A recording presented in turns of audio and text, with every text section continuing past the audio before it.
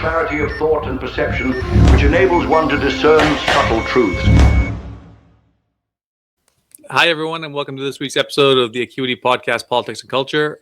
Amy and I are absolutely delighted today to have a rock star guest, Mr. Tristan Hopper of the National Post, who has recently written a book, Don't Be Canada, that I had the pleasure of listening to him talk about just last week.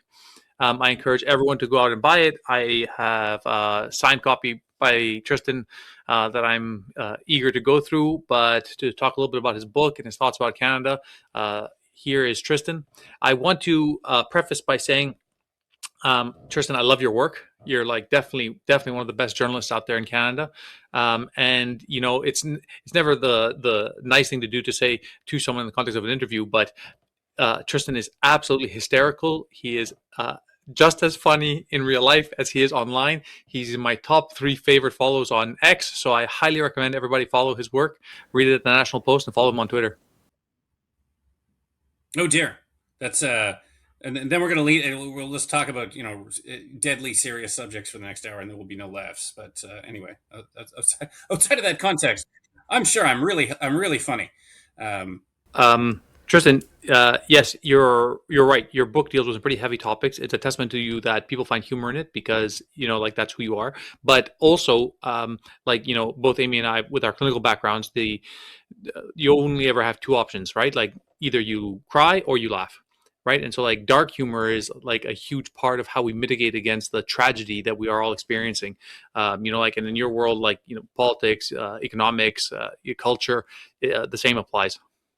The book I didn't write. So the first ever book I had an idea for, and I think it's too niche. I mean, every time I've pitched it, they say, I don't think this will do well. But so I've got a whole folder of notes for this book, and it was going to be a history of dark humor. So, because I noticed whenever you're reading about history, when things get real bad, you're in a concentration camp, you're in the middle of Stalingrad, the jokes are hilarious, and very rarely do they get recorded appropriately by historians, because historians are not a particularly funny group. And it also seems inappropriate and kind of unbelievable that you'll be reading these diaries and you're like, oh, this is just laugh a minute. People are keeping like, oh, I just buried my friends today, and it's the kind of humor that actually translates really well across centuries, which isn't true with a lot of humor, but. I found every time you're looking at some era of just human carnage and suffering, the jokes are absolutely S tier, without exception. Yeah, and the funny thing about that, too, is that when you're in a dark period of history, that's the thing that the people who are holding on to a power, whether or not it's tenuous, they don't want people laughing or making jokes, because that's something that can sometimes mean that they're on the verge of losing power. It's like the worst thing you can do to these people is laugh at them. I came to 2 conclusions on that, because I was looking at, there's really good sort of subversive Russian and East German humor under communism. So I thought, yes, this can be subversive because the regime hates that you're laughing at them. But I also encountered the argument that actually it can be the other way around, in that the humor is sort of a release valve. So you're pissed off at the state, and however, by joking about it, it makes it more tolerable, and thus makes you easier to control. And, I'm going to go out and onto the barricades this weekend, but I joked enough about it that it became tolerable. So obviously I'm pro-humor, but I did become sympathetic to this other argument that by laughing, it makes it more tolerable, and thus you're less likely to rage against it.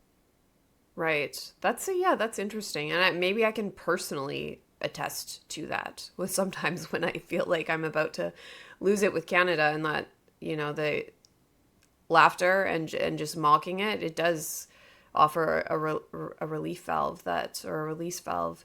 But I don't know if I can say that it's thwarted my desire to try to change things or to speak out. Probably the opposite. There's one example I found, St. Lawrence. So this is from early Christian history. And there's, St. Lawrence, the St. Lawrence River is named after him. The symbol of St. Lawrence is a grating. It's like a grate. And the reason is, I forget actually who did it, but he's trying to spread Christianity, and they're going to kill him painfully. This is what happened to all the saints, most of the saints. And they basically barbecue him to death on this heated up grate, and that's why he's the patron saint of barbecues. Very strange Catholic humor there. And supposedly his last words were, they're like, do you repent this blasphemy or whatever? And he says, well, I'm grilled on this side, turn me over and grill me on the other side. And then he finally dies. So, that's real scary stuff. If you're watching him being grilled, you're like, oh, he's, obviously he believes pretty strongly in what he's talking about. Maybe I should look into it. So, there's also humor in the face of stuff like that. There are actually photos from the Second World War of like resistance fighters being shot by the Nazis, and they've got the firing squad lined up, and the guy's got a big smile on his face. And you can imagine you're the Nazi soldier, you're about to shoot him, you're like, oof, what's, maybe he's on the winning side eventually. Yeah, I've heard a lot of Christian apologetics always saying that like joy in your heart and in your demeanor is like one of the most persuasive arguments. And I think actually it's so funny we're getting to this because you just tweeted this like maybe a few hours ago, Tristan, that like one of the greatest testaments to Christian living is when you see Christians and how they exist, and the fact that they tend to be the most beneficent, they tend to be some of the nicest people, they tend to be some of the happiest people, inwardly, outwardly. So there, I hear you. There's something to be said about the persuasion capacity of somebody who's actually filled with joy, regardless of what's going on out there, because they've got some other rock that they're holding on. Yeah. I live in Victoria. I would say it's probably one of the most irreligious communities, if not the most irreligious community. I'm like fourth generation atheist. They've been sort of, strangling God here since the 1890s, from the beginning. And yeah, for me, it's been a process my whole life of watching the religious friends, they're happy, they have kids, they're stable, they're remembering my birthday, etc. And then the non-religious friends, they're getting into crystal therapy, here's another multi-level marketing scheme. So I'm not the only one to sort of realize this. I think if you're seeing more religiosity among millennials, and you are, it's not huge, but millennials are more religious than baby boomers. That's the first time we've ever had kind of a dead cat bounce on the religiosity. And I think it's because we've seen that pattern play out. We've seen, everybody's got a God hole, if you will, and you either fill it with this, this building with the lowercase t outside, or you fill it with all this dumb West Coast stuff that's going to clear out your bank account and give you weird scars and turn your skin blue. Yeah. I have a question for you, and then also an observation is because I'm not fourth, I would say second generation atheist. Most of my family's background is like Irish Catholic, but my parents were atheist and also raised me that way. But there's another atheist I admire, and his partner, Christina Buttons, was on here, and I've seen them talking about how they're both atheists. They've both started going to church. They're in Nashville, which I find fascinating. And for them, it's because of what you're talking about, where you're noticing there's a huge cultural difference between religious and non-religious persons. And now I think there's a big draw for atheists even, and I don't think they have changed or become spiritual in that sense. It's more about community. But my question for you is, where are you at in that? Are you strict atheist, or like Richard Dawkins says that he's atheist agnostic as a position because you can't disprove something once it's been claimed, so he doesn't straight up call himself an atheist? If you're comfortable talking about it, like where are you? I'm going to a church every Sunday, and one of the pastors actually met with me, and he asked the same question you did, because I think they're hoping the answer is, oh yeah, put me in the bathtub next Sunday, and I'll do the whole baptism in front of everybody. But I told him the same thing I'll tell you, as like I like what's going on here. I'm seeing, I'm sympathetic to the idea that a lot of obviously, you walk into a room and it's just a bunch of stable, moderately attractive, healthy people in one room. And I'm sure that isn't indicative of all churches, but it certainly is with mine.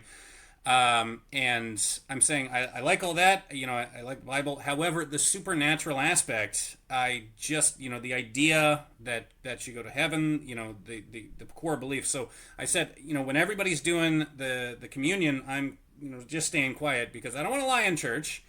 I don't think he's gonna come back. I don't think he rose from the dead. So I don't believe in any of the supernatural, and I can't cause myself, and I think that's true throughout. You'll see historical figures who will sort of follow Christian tenets in the 17th century, 18th century, and they had the same thing. There's even letters from Mother Teresa. She would say, like, I just don't think, the afterlife, I don't think any of that is real. So I think there's kind of person has always existed. They're going through the motions. They see the importance of what's being taught, but the underlying. However, I've also realized that if you don't have, I think if you just turn church into a set of rules, the way I treat it, it doesn't have the staying power that it does. Like, you do have to have a core of people who are straight up true believers. I'm going to heaven. Jesus was divine, Son of God, etc. So I'm realizing, what keeps the church open is people who aren't like me, who actually do believe in these fundamentals. So I love there's this sort kind of conversation because I tell Amy these kinds of topics come up often on the podcast. I think that it's like really hard in the world, both from like a, let's say, pragmatic point of view, with the increase in religiosity, with like the spiritual consequences of a lot of the like assassination of Charlie Kirk, and Trump's cabinet is like really promoting a lot of religiosity. So I mean, like, there's like the pragmatic component of why people feel that way, and then much to your point, there's a sort of philosophical component of why this is like fulfilling an ideology space. But one of the things that I've told Amy many times here is that in no way would I seek or try to convert her here. Same to you, obviously, Tristan. But this is one of the great things about the space that we're in. I encourage everybody to follow along, because this is the foot in the door. You're gonna feel the Holy Spirit in you. And in 5 years from now, we're going to have a very different conversation, Tristan, about how you got baptized. I saw this look of concern flash across Tristan's face briefly. That confidence. Well, one thing, something that both of you deal with, and I sort of encounter, is this idea of, the state is against you. So this is, people say, we know what is right. We can see, great dysfunctions in our system, the way we approach, and we just, it really feels like the odds are against us, and we're never going to win. We're never going to convince people, and everybody thinks things are fine. The whole second half of the New Testament is basically just that. You're wandering around in sandals in the Roman Empire, and you're pissing off some priests, and they're like, oh, we got to kill this guy. And then you're just, you're being thrown in prison, you're being grilled on a thing, you're being, crucified upside down, whatever it is. And it's a very good guidebook to when you think, you've got what you know to be right, and absolutely everybody's pissed off and trying to kill you. Here's some words to live by. And it helps, that's 2,000 years ago. It actually happened. And now you're sitting in, all of these people who were, killed by the state, humiliated.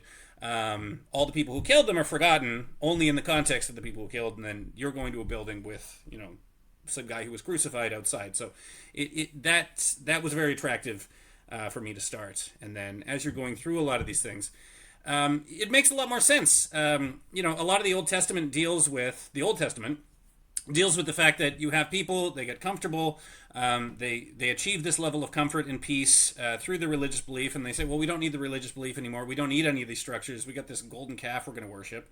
And then everything goes tits up pretty quickly. I mean, that's very much a phenomenon we're discovering now. A lot of the things that made Canada what it is, we're saying, well, we don't need to do any of that anymore.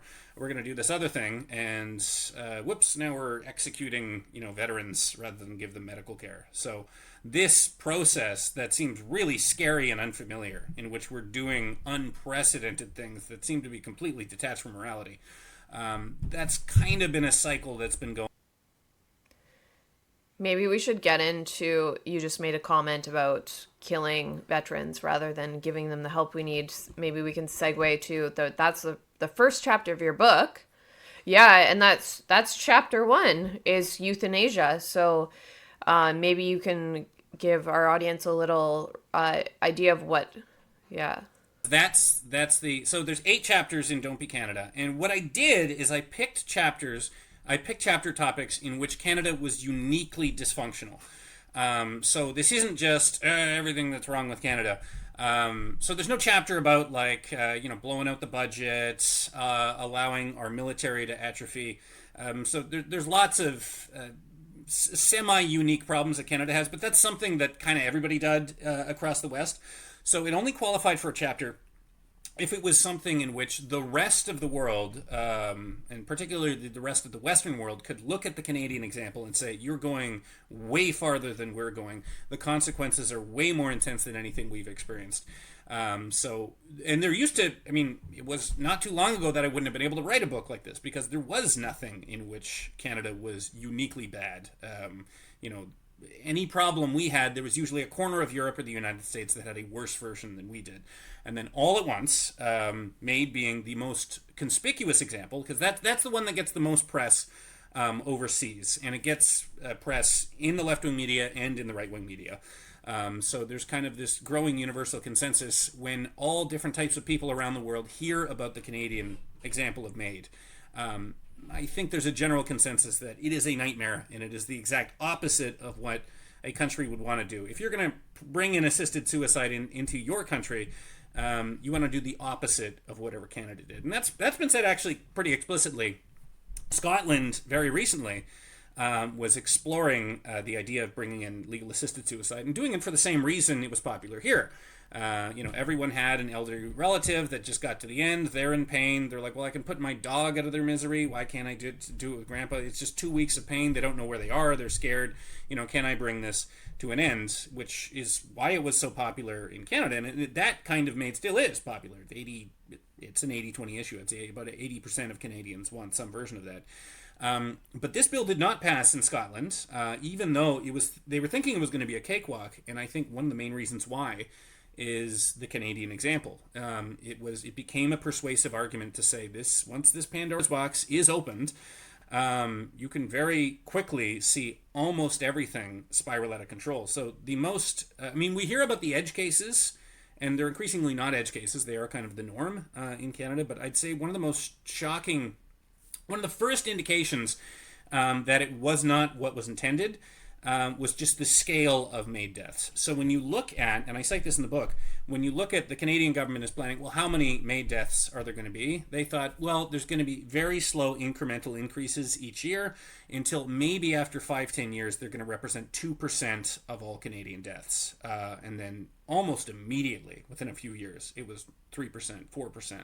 Parts of Quebec and Vancouver Island, where I am, it could conceivably be 1 in every 10 deaths is now a MAID death at this point. It's kind of hard to tell because the record keeping is all kept by Health Canada, which is the same agency that is in charge of furthering the MAID system, which is one problem. So it exploded faster than anybody thought. And then, of course, you had the original case which legalized it was so broadly written that any attempt to put guardrails and safeguards in place to sort of limit the amount how MAID could be accessed, that has just been blown over by subsequent court cases. So I opened with that as a chapter because the other thing that sort of makes the Canadian example of MAID conspicuous is we're the only country on Earth. There's only about 15 that have some form of legal assisted suicide. We are the only country in which, in the MAID protocols, and I'm sure you're familiar with this, Ms. Hamm, nurses and doctors are instructed to tell patients that they have the option of MAID. So we're the only country that actually treats it as another form of treatment. If someone comes in, this is a good thing. We should tell them, you have the option of killing yourself within the Canadian system. That is really outside the pale for Belgium, the Netherlands, all the other countries that pursue this. It's actually illegal in a lot of those countries. So if you go to Australia and a doctor is approaching a patient and saying, we can give you the surgery, but we can also kill you, that becomes a criminal offense in Australia. And here it's part of the recommended protocols. And I find in Canada, people still will point to the Netherlands and Belgium, and they'll say, hey, look with harm reduction too, which you also talk about, and they'll go look at how well it went there. And what they're doing is they're sort of lying by omission, and they're ignoring how different the two systems are, and the fact that in Canada, both for MAID and harm reduction, any sort of safeguards for MAID or restrictions around harm reduction or the recovery that's offered, it's completely different in Canada. The most, to jump to another topic, the lying by omission, the most egregious form of that I've ever seen is how when you had people trumpeting decriminalization of drugs. And they were saying, well, Portugal did it, and it worked great in Portugal. And any cursory look at the Portuguese example, and Portuguese officials, I mean, they were invited to conferences here in Canada. The guy who was in charge of the Portuguese decriminalization experiment, and he would say quite explicitly that it worked a little in a Portuguese context. And knowing what I know about Canada, I really don't think it's going to do anything for you. And then when you actually looked at the details of that, Portugal didn't just say, "Oh, everybody can do drugs. Everything's legal now." It was backed with, they ramped up prosecution of drug dealers. So they really brought the hammer down on drug dealers. And they also said, it's not, you're caught smoking crack in a playground and, on your way, sir, that's no problem. There was also this civil regime where, you had to submit to treatment or get a ticket. So there was this enforcement of sort of mandated treatment, very different from the example that Canada brought in. And the context was also different. You did have the major problem. Portugal had been fascist only a few years before, so there was this intense cultural stigma in which people were afraid of the government. They were afraid of even admitting they had an addiction problem. So you had a lot of people who became addicted to drugs, didn't want to tell anybody, and then they end up dying of an overdose because they didn't seek out treatment. So they actually had a much more acute problem with stigma cause, which I would argue was never a problem, at least in the last 10 years. I mean, before they brought into criminalization, you walk through the downtown east side. Does this seem like a people who are, intensely stigmatized by drug use and afraid that the state is gonna come get them and, arrest them for, it was just a myth that stigma was playing any part in this. But still, you had people saying, well, Portugal did it. We're going to do this version that is not similar to the Portuguese example in any way whatsoever. We're going to ignore all the good things they did. We're going to, badly mimic all the bad things they did. And inevitably, it turned into a disaster. We don't know the death toll. There is some death toll. I don't think it was a benign policy here in BC by any means. But yeah, further to what Ms. Hamm was saying, almost all of these policies cited in the book, we were sort of sold this one-dimensional view of what it would do and what the intentions were. And Canadians are a very trusting people, and that's sort of my thesis as to all of this. We had 40, 50 years of policy working generally well in Canada. So we essentially had no defenses against bad ideas. So when we had a whole bunch of bad ideas hit the country at once, we had no skepticism, we had no barriers, we had no institutional pushback against it whatsoever. So you had, if it's a bad idea ranging from harm reduction to DEI, these existed everywhere, but in Canada there was just nothing in the way, just no immunity whatsoever. So the smallpox hit us real hard. So let me ask you, Tristan. Do you want to outline your 8 primary examples? Not that they are, as you said, the only things that are wrong with Canada, but they are the ones in which Canada is most egregious by comparison to the rest of the Western world. But then, please, if you would kind of examine why that's the case. Like, what is it about Canada? Because I had the benefit of listening to you talk about this recently, and I think that one of the great things about this book is that it's not only a list of complaints, it's a diagnostic process entirely. It talks about the conditions that led us here, as well as a consequence, what are some of the solutions. So before we get to the solutions, if you want to tell us a little bit more about what the... So each chapter is, here's something that's uniquely bad. Here's where it came from. So each chapter I'm saying, well, what's the policy? What's the court decision? When did this become the norm in Canada?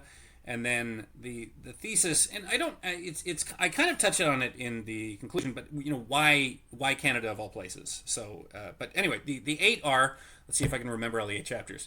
Number 1 is MAID, and then harm reduction is number 2. Housing affordability.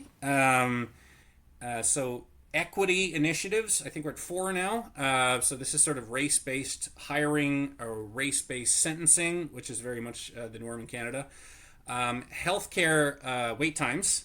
So there's a number of areas in which everybody who has a socialized healthcare system complains about it, but Canada, on a number of metrics, we pay the most and get some of the least good outcomes.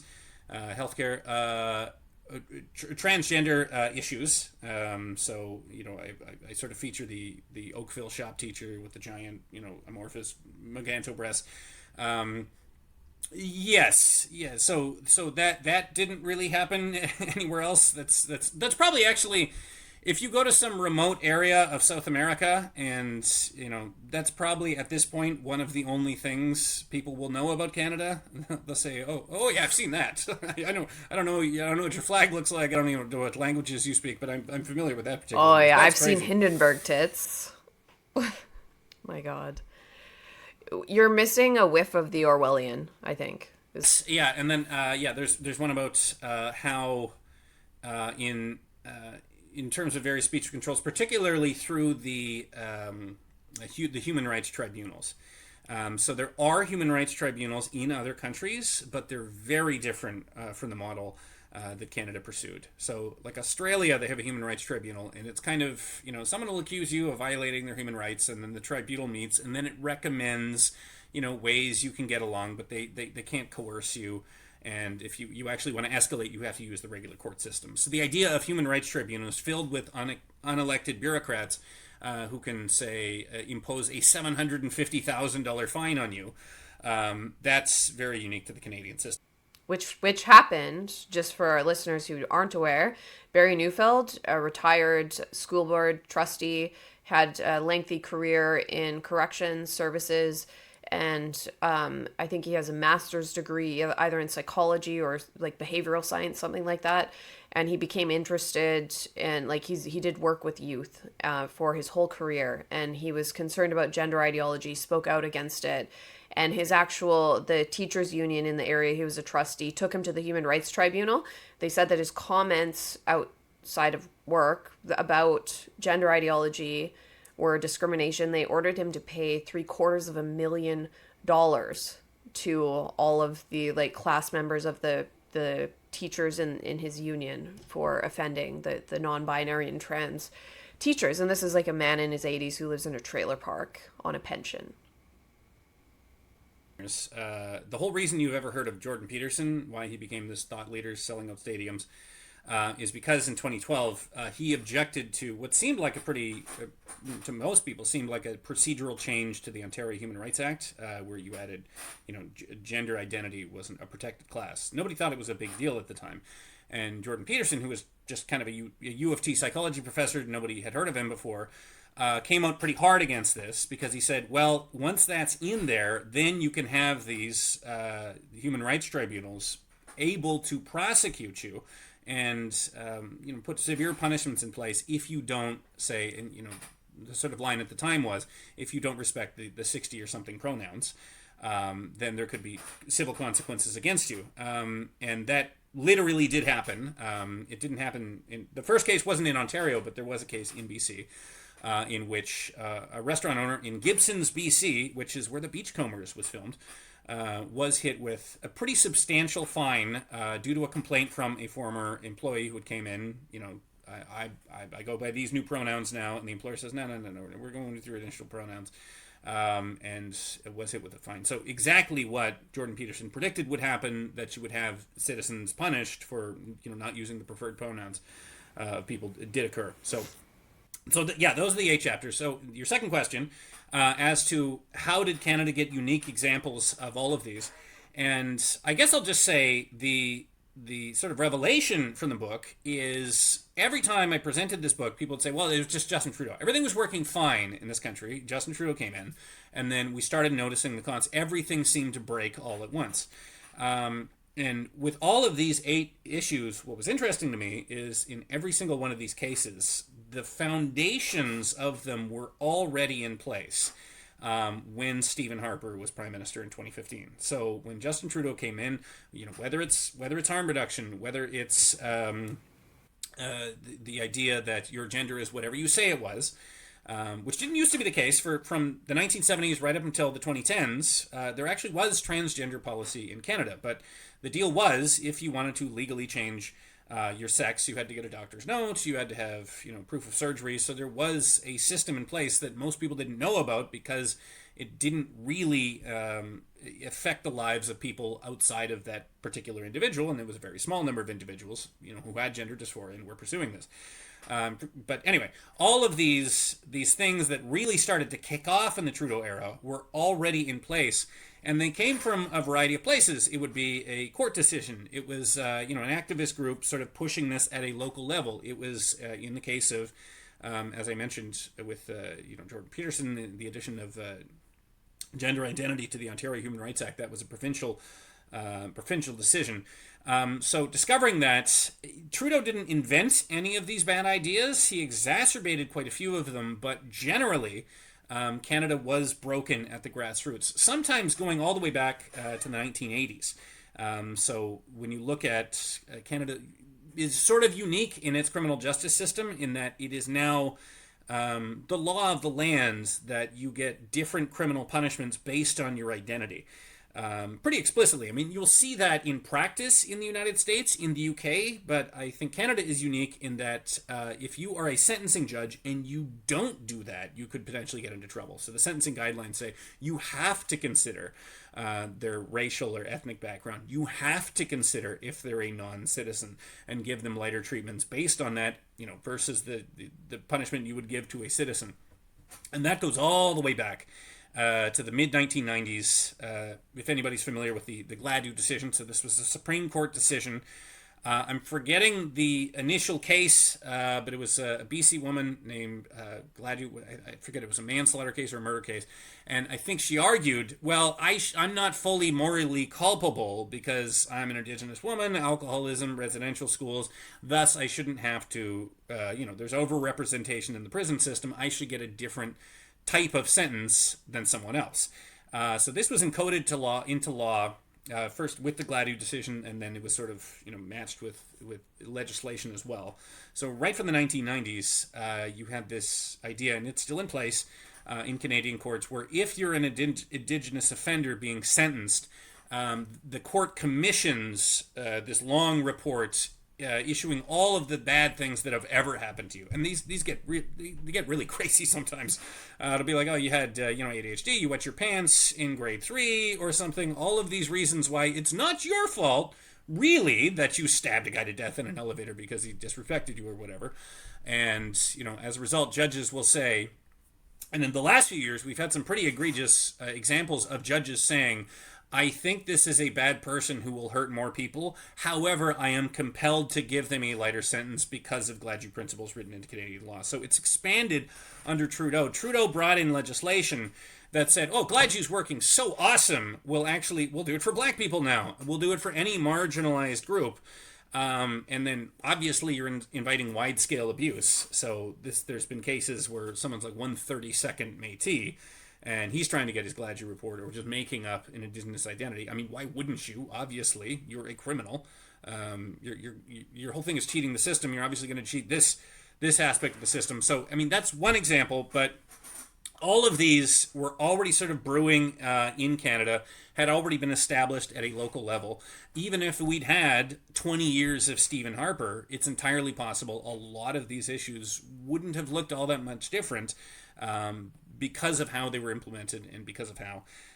So, Tristan, on that front, I have this thesis that I would put to you in the context of your book and your research, that the mechanics in Canada, from the political apparatus, constitutions, judicial president, all those sorts of things, committee structure in government, Senate appointments, and so on, that whether we like to admit it or not, the direction of the political machinery in Canada inevitably leads to these sorts of problems.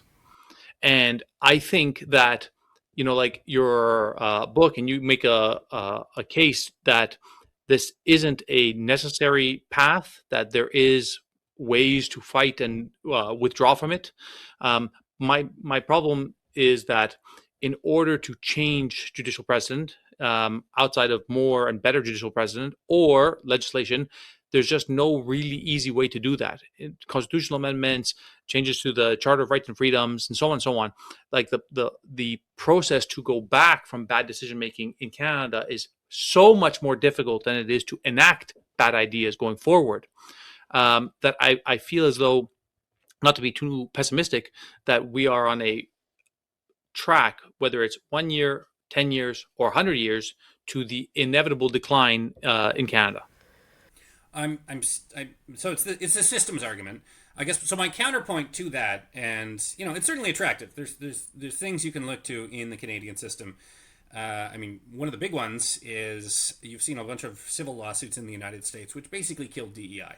And they've said, this is a violation of, I forget what their clause was, but they said if Harvard, if you're just rejecting Asian students because they're Asian, that's obviously unconstitutional, and see you in court. So one systemic flaw with Canada is when they brought in the Constitution, Charter of Rights and Freedoms in 1982, they actually wrote affirmative action into the Charter of Rights and Freedoms. Exactly. This is my point. That's right. Yeah. So there are things like that where you run into it. However, there are also things about the Canadian system that we have an advantage over the Americans. So, their whole court case about birthright citizenship.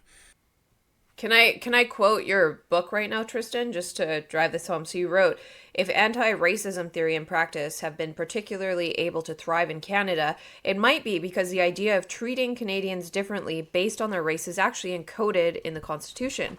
The Charter of Rights and Freedoms, which entered into force in 1982, states that, quote, every individual is equal before and under the law without discrimination, end quote. But it immediately follows up with a caveat stating that it precludes, quote, any law, program, or activity that has as its object the amelioration of conditions of disadvantaged individuals, end quote.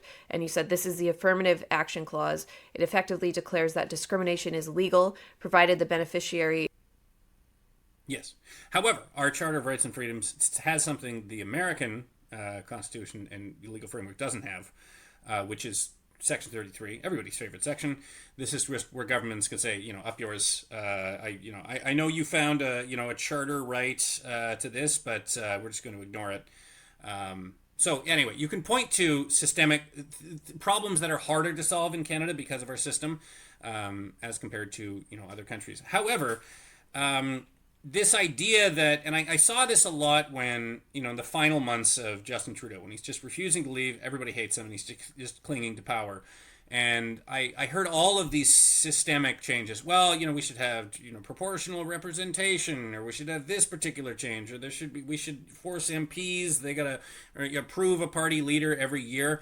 And I said, we don't need any of these things, because we have a system that can deal with someone like Justin Trudeau. I mean, there's many other mechanisms. I can get into the whole procedure of constitutional monarchy, how that works, how the power of a prime minister can be limited. But so you have all these levers of power that can empower the people and can disempower a hostile prime minister, but nobody's using them. So the problem wasn't a systemic problem. It's just that you had weak people in the House of Commons and in Trudeau's caucus just refusing to enact them. So like in the UK has no problem getting rid of prime ministers that it doesn't like. Australia doesn't have this problem either. But Canada, by virtue of the people we have chosen to sit in the House of Commons, when Justin Trudeau is taking the country on a woke-a-damarung and that nobody wants to be part of, everybody's just scared shitless to throw him out in a caucus revolt or to even criticize him publicly. So I'm sympathetic to the idea that with this particular system change or this tweak here, this won't happen. And I can suggest any number of tweaks that are surprisingly simple and will make a lot of these problems go away. But if you have a people that is just sort of, convinced that everything is fine, everything is nice, that the government knows what they're doing, and they don't really need to be involved or be critical, it doesn't really matter what kind of system you're going to have. I mean, you've probably heard the argument that like Sweden could pursue socialism and it could work. Sweden could pursue fascism and it would probably be fine. I mean, they're just Swedes. They generally know what they're doing. And then you have more dysfunctional countries. I mean, it doesn't really matter what system you gave to Russia. It would probably be a disaster that got a bunch of people killed. Sorry, Russians. I think that's a compelling. I think that's really a compelling defense, because ultimately it's not the tool right, that's at fault. It's the people who are in control of the tool, right? It's not the gun, it's the criminal with the gun. And so it's not the levers and the machinations of politics in Canada. It is the politicians, the people who are elected, the fact that other members are not doing enough, activist groups are not doing enough, and so on and so on. I agree with you. I have heard this argument a few times, and I would love to pose it to you, that there is something wrong with Canadians, and that if you look at the history of Canada, and Canadians started from the fact that we were the loyalists who did not want to rail against the British monarchy, to the fact that throughout our entire history we have always chosen to be nice, to be polite, to be more agreeable than not, to find a diplomatic solution. Anyway, so you're taking the anti-loyalist argument, which I'll fiercely. Yes, only insofar that they were perhaps far more disagreeable, at least in one direction towards. They were taking the conservative position, though. If you're looking at, if you look at the American Revolution, you've got these guys over here don't want to pay taxes on their tea, and they're going to start shooting at redcoats over it. I would argue the loyalists. And by the way, I was just in Atlantic Canada. I love going to the museums, and they hate the American Revolution. So all of this rah, 250 years, it was a perfect idea. No mistakes were made. Genius from the beginning that we didn't have to pay our taxes for this war we started. 7 Years' War, totally started by George Washington. But anyway, all the exhibits were just like the loyalists. They were, burdened by terrorism, forced into a civil war they didn't want to fight. They stood up for their principles and were forced out of the country. They were refugees from a tyrannous system they claimed otherwise. So I filled with Canadian preparedness. No, but there's two sides. There's two sides for every story, and like one of the things is I'm wearing my Canadian flag here to it's a reminder to me and to the viewers that from Leslyn Lewis, by the way. That's right. Yeah, that's right. I didn't take it off, but I didn't take it off today explicitly because I don't want I am pessimistic, but I don't want to be. So I'm not happy in my pessimism. That's one of the reasons that I like talking to Tristan and why I like reading his work. The same reason, like Pierre, every time he does an interview, I always think to myself, man, we can turn things around in Canada and we'll be just fine. So I want to be optimistic. Here's my theory on Canadians. So I was at a talk recently, and then someone came up to me and afterwards and said, well, my daughter lives in Israel, and I was saying, come back to Toronto. We got a spare bedroom. Put your family there. You don't have to hide from Iranian missiles, all the time. You'll be safe here in Toronto. And his daughter said, you know what? Thanks for the offer, but although I'm not happy about the missiles, at least when we are in the bomb shelter hiding from the missiles, everybody is generally in agreement that the missiles are a bad thing, and our society is a good thing. So yes, it's physically more dangerous, but it's nice to live in a country where everybody's just in agreement. Like, hey, society, civilization, the police, the military, these are good things, right? We're all pretty agreed, and that's hard to do. Usually, Israel is kind of a fractured society. This is what I've heard. So I asked him, I said, okay, so you've got, this, there is this, magic, Israel has a general idea. They're not afflicted by the same problems we have, where you have people, why do we even need police? Why do we need a criminal justice system? Why do we need any of these systems? Maybe it'll just work fine. I'd say, okay, you take all of these, however many Israelis there are, 7-8 million Israelis. You take all of those people who are just, very realistic, very grounded, understand what is important, understand what needs to be done. You take all of them, you put them all in Canada, circa 1965, and then you force them all to live in Canada for 60 to 70 years.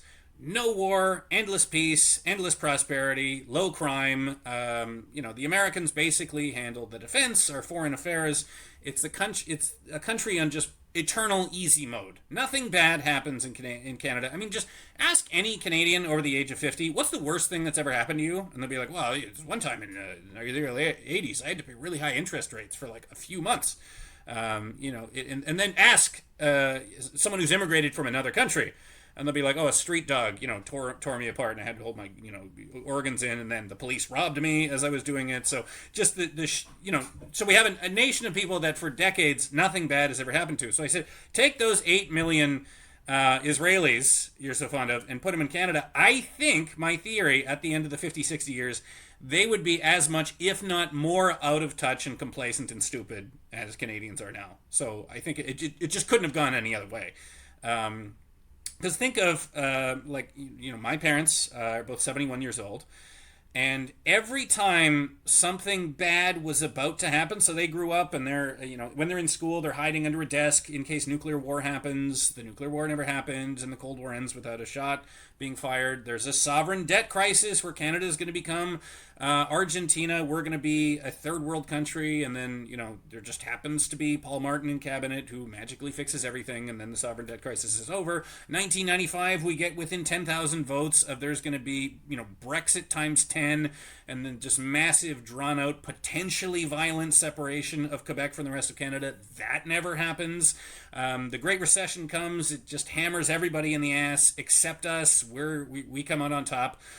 So just an entire lifetime of nothing bad ever happens. I mean, Canadians were conditioned to think the people in charge know what they're doing. It'll probably be fine. I don't think I should worry about this. And that's also what I love most about Canada. I'm sure it's what you love most about it. Certainly, exactly. I mean, the reason, if you ask any immigrant why they came here, it's for that reason. Yeah, you're not worried about your neighbor. You're not talking about politics all the time. You're not like, my daughter can't date a Democrat or whatever. That's one of our strengths. When newcomers come here, that's the first thing they mention is that, Canadians don't have the internecine divisions that almost anywhere else in any other part of the world have. But it's exactly those traits that are being exploited right now. I have a hard time with the idea that it's inevitable because things are good. And it's like, is there a way that we can teach history and make people not become so soft and so open that their brains fall out and that things have to get bad? Is there a way that this could have been prevented because of start a few the wars fact that we're on every easy once in a while? street? I think that's the only... Because I've thought about this. What countries do you recommend, Tristan? What countries do you recommend we you go to war with? I mean, just start... Yeah, Canada... I mean, if I could go back in time, just start a really dumb military adventure. Circa 1985 or something. We just intervene and... I don't know, Angola. We open the draft, and maybe we would be a much more serious-minded people as a result of that. But I've kind of had a more zen acceptance of what Canada has become because, Canada's a very heterogeneous society. We took people from all over the world and turned them into fat, complacent, dumb people. So it really seems to be there. It's very hard to inoculate against this, and this is sort of a pattern throughout history that things are good, and you think, okay, well, because of these things are good, I don't need to do this, I don't need to do this, I don't need to do this. I mean, I think that's just human nature. If we dealt with the rat problem here, so we put away all the rat traps, didn't think about rat, and now we're just over. No, but let me ask you then, Tristan. Okay, because I like to think of myself as a very, very moderate conservative, but in my circle, there are some far more conservative people, and many of them, I'm sure you can appreciate, come with some conspiratorial thinking. How much of this complacency do you think is a consequence of sort of happenstance? It's just, this is the way that it goes as a consequence of our prosperity. How much of it do you think is a top-down, elitist, bread and circus type thing to try and make the average person very complacent while technocracy slowly grows, that elite slowly takes over, that instead of having a cutthroat banking system, boom and bust economics, we have a big five. Instead of having premiers that are powerful, we try to federalize everything, and a small cadre in Ottawa tells people in Digby or in Kelowna how to live. So what do you think? Seeded the other. So I think we got super complacent, and then slowly, people who would seize power and consolidate power realized bit by bit, oh, we can get away with way more than I thought. So I've done a lot of reading about the Pierre Trudeau era, and Pierre Trudeau was nuts. He would hang out with communist dictators. As crazy as Justin Trudeau was, he never said, okay, well, I'm just going to go, Cuban Missile Crisis was like a few years ago. I'm just going to go hang out on a beach vacation with Fidel Castro. Or he was an apologist for the Great Chinese Famine. Like, he was really extreme on a lot of these issues. And multiple times throughout his political career, Pierre Trudeau said, he'd be speaking with a foreign leader, and he'd say, well, here's what I want to do. And it would be some commie bullshit. And he'd say, but I'm the Prime Minister of Canada. The people of Canada would not tolerate something like that. So he knew that he had a populace, that there's certain things they just wouldn't tolerate. He was considered an Arabist, so he was kind of on the side of the Palestinians, right from the 1970s. And you still have votes in the House of Commons when the UN did their notorious, sometime in the mid-1970s. This is a UN vote that said Zionism equals racism. You had a unanimous condemnation in the Canadian House of Commons, including the vote from Pierre Trudeau. Now, had Pierre Trudeau been Prime Minister in the 2010s, 2020s, it's entirely possible he would have felt, I have room to actually back this. I'm going to say, yeah, I think actually Zionism is racism. I don't know what he believed in his heart, but he was pretty extreme, particularly for the time in a lot of left-wing causes. However, he understood the Canadians of 1972 aren't going to put up with that. His approval rating was rarely above 50%. And he sort of knew he was, if he had to manage things relatively well, and the Canadian people weren't going to stand for it. So I think it's a process of realizing. That's why a lot of this stuff seemed to kick off after COVID, because you have a bunch of extreme government measures. They're realizing, the pushback from this is like nothing. It's way less than we thought. When we gamed this out, and because, there is government planning for a massive pandemic, we thought there was going to be way more pushback than there was. And it's just not there. It's almost the other direction. They want us to push back more. So it's just been an incremental process of realizing, people are trusting, they are open to this, they are willing to trust the government on almost anything. So I also think that's an organic thing. You're a power-hungry maniac in Ottawa. Most of them are power-hungry maniacs, and just realizing there's very few limits to what I can get away with. I think that's totally fair. Why would somebody not take advantage of that, right? That's totally fair. But judges as well, why was, because there are Supreme Court decisions, particularly on assisted suicide. There was the Rodrigue decision, and this wasn't too long ago. I think it was in the mid-1990s, and they had the exact same question that they would be presented with in Carter. Carter was the one that legalized assisted suicide. Exact same case. Someone says, I've got a terminal illness, I want to be able to have the right to. And the Supreme Court at the time says, given the various norms, it's going to be a Pandora's box. Maybe you do have a right to kill yourself, but there's just too many. No. And then 10, 15 years later, the Supreme Court comes to the exact opposite conclusion. And I think what changed was a Supreme Court that became drunk on its own power and realized there was a bunch of stuff they can do. And they didn't have provincial governments imposing Section 33 and saying, this is way too far, you can't do this. They didn't get criticism from prime ministers or other organs of government, so they just got incrementally more extreme. It's like raising a kid. If you just don't have proper boundaries on a kid, they realize they can watch a bit more extra TV, they can swear a bit, and suddenly you've got a 6-year-old smoking a cigar on your front steps. I think you're so right about the role of the judiciary. And the way that they've become activist driven in a lot of ways. And I know we're both at the National Post, and that's something that the National Post has been catching flack for, is our criticism of the Canadian judiciary. And it's as though we're at the National Post, I don't write about the court system a lot, but Jamie Sarkanak in particular, she does a lot, and she's been basically accused of trying to subvert the entire court system with her good journalism. Yeah. And I would point the upside to that is you can focus on how they're criticizing her for good journalism, but obviously it's getting to them. So me and Jamie will write 10 stories talking about how dumb the Supreme Court is, and they'll wet their pants and commission that 2 years ago they did a cross-country PR tour. So this is come and meet the and if you go to Ottawa, there's these placards now close to. They're not in front of the Supreme Court building. They're actually closer to where the tourists would be. So they're no, don't put it in front of the Supreme Court. Put it where people are going to bump into it, right in the middle. And it's pictures of the Chief Justice smiling and shaking Canadians' hands. So they commissioned all these it's like a dictator. It's just him with children smiling, and they're giving him flowers and whatever. So clearly they've had years and years and years of just doing whatever they wanted, just the dumbest we're going to decide that prisoners have a constitutional right to vote. That was kind of one of the first dumb ones. That was when I was a kid. That was in the early 1990s. That was the one where there was still enough drafters of the original charter to say this is I can't use the retarded word You can use any language you want on this podcast. They said this is really stupid. You had enough still alive. Now there's only just one, the original signer of the Charter of Rights. I'm forgetting it. Yeah, Brian Peckford. But back then you still had terrible with names. But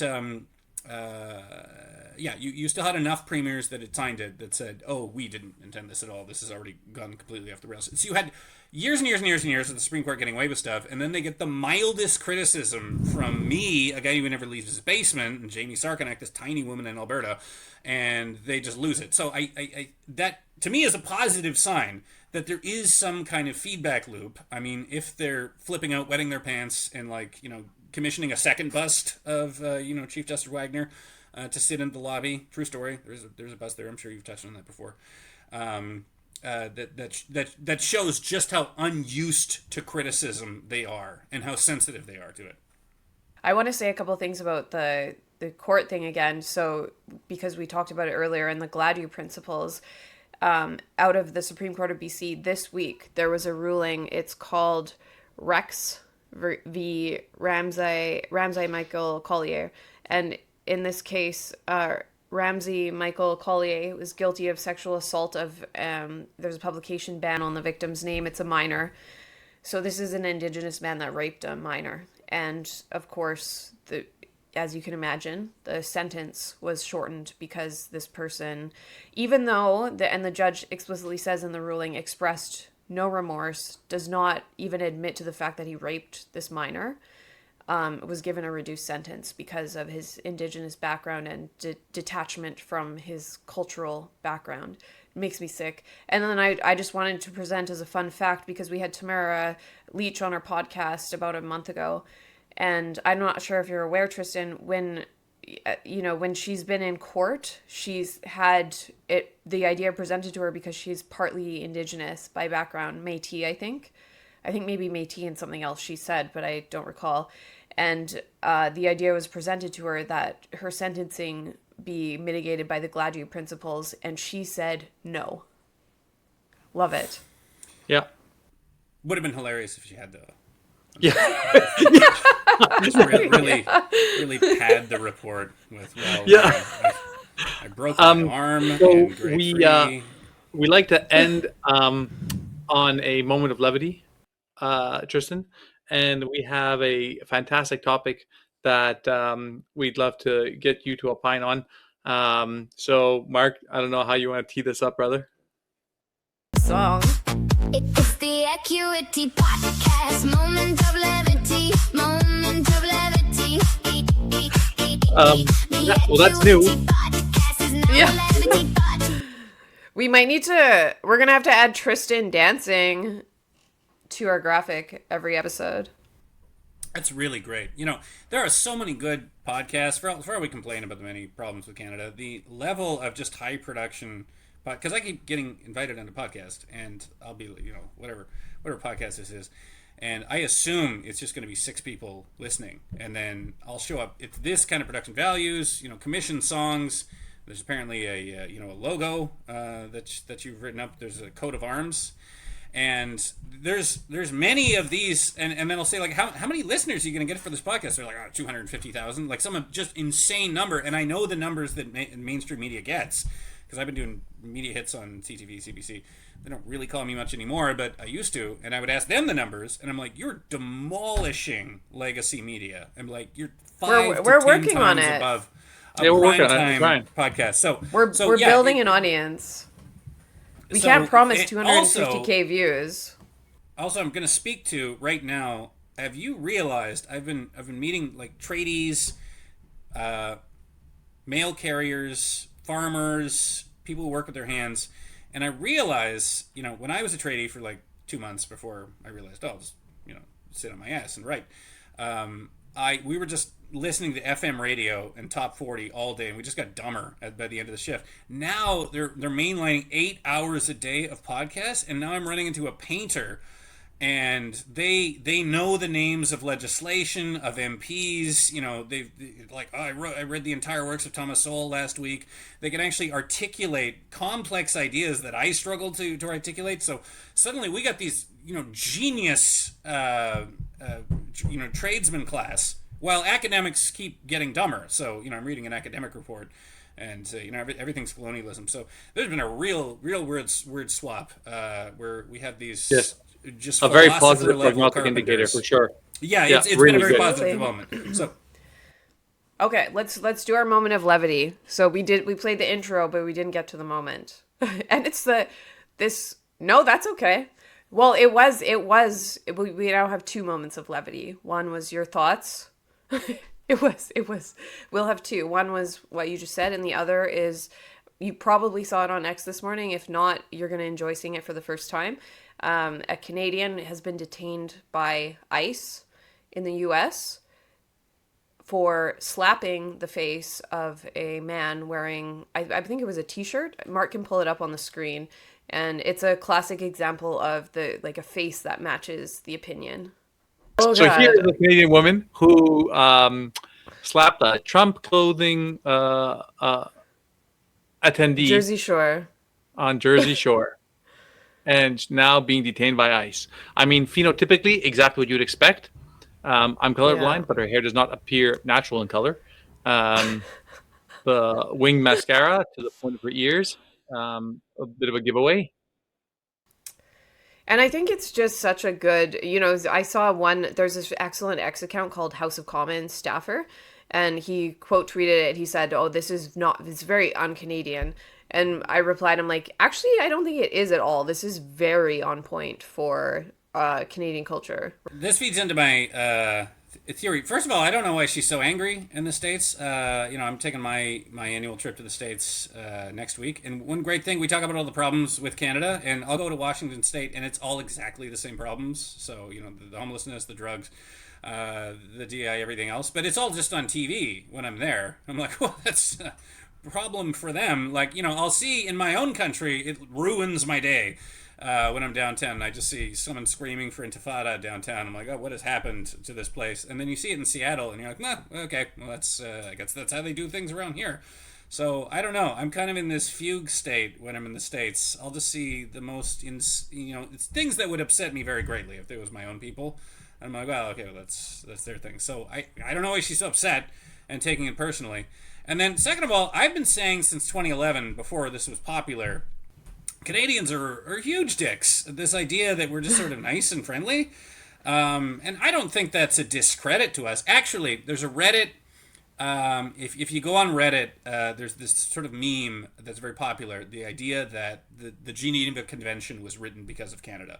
And it's sort of this generally accepted view that Canadians, despite being nice, in the world wars were particularly vicious, brutal, unwilling to take prisoners, etc. That's 100% thanks to me. It's a story I wrote for the National Post, where I just stole the meme, not the Geneva Convention, to be clear. Well, all of the memes are from this one story I wrote from the National Post, and it was part of a series I was trying to do at the time, to point out, and I wrote other stories to this effect, but I just used mostly the historical research of Tim Cook. But I was pointing out that Canadians, even at the time, you read accounts from British journalists and British soldiers, and they were weirded out by how vicious the Canadians were. Canadians were really into trench raids, where this is you jump into the German trench in the middle of the night, they're sleeping, and you're just strangling them in their bed. You're performing a Charles Manson raid, essentially, on the German for no reason, just because you just got to keep it. And they're like, the Canadians do this every night. It's their favorite thing, and they come back with heads and ears, and it's a little weird for us. We're not kind of down with that.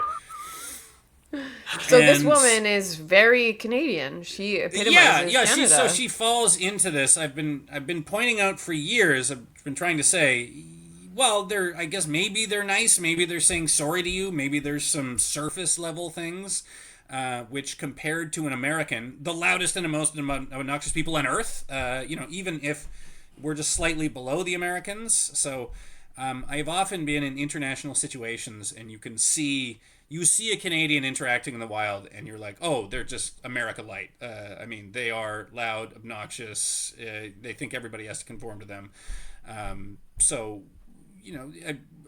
There is an assertiveness to the Canadian. And so this idea that we're just nice and things don't happen, this is a myth I've been fighting for many, many years. And I think what we've been getting into here is I'm trying to convince people, no, you are descended from insane war criminals, who tortured Germans in their beds.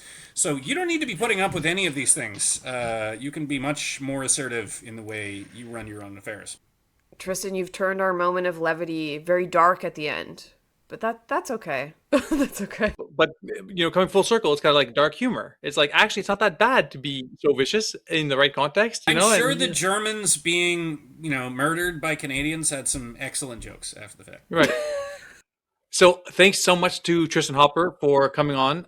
Love having you. I hope we'll get to have you on again at a different time. Once again, everyone should follow his work at the National Post.